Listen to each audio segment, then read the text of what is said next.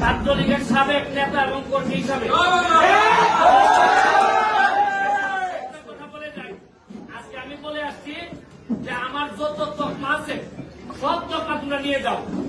আমার মানবতাবাদী বলতে এখন তোমরা বেঈমান বলো, কোনো অসুবিধা নাই। শেষ বিন্দু পর্যন্ত আমি বঙ্গবন্ধু কন্যা জননেত্রী শেখ হাসিনার সাথে আছি এবং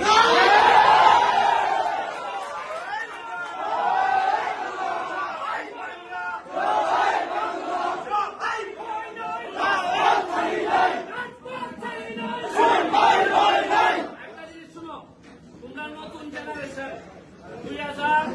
2001 পরে আমি রিপন রতন ভাইদের সাথে বাবু ভাইদের সাথে লিয়াকত ভাইদের সাথে রাজনীতি করার সুযোগ পাইছিলাম। বিরোধী দল আমরা জানি যে কি খারাপ অবস্থায় আমরা রাজনীতি করে এই জায়গা পর্যন্ত আসছি। তোমরা আমাদের উত্তরাধিকার, রক্তের একটা তাসির আছে। আদর্শের সৈনিকরা যদি একবার জানাই যায় একবার তাদেরকে কেউ আর দাবাই রাখতে আমার ছোট ছোট ছাত্রদেরকে এরা মাথা ব্রেন ওয়াশ করছে। এরা জানে না কাদের এরা যুদ্ধ করতেছে। আজকে যদি এরা ক্ষমতা থেকে পতন করতে পারে কালকে এদেরকে রাখতে পারে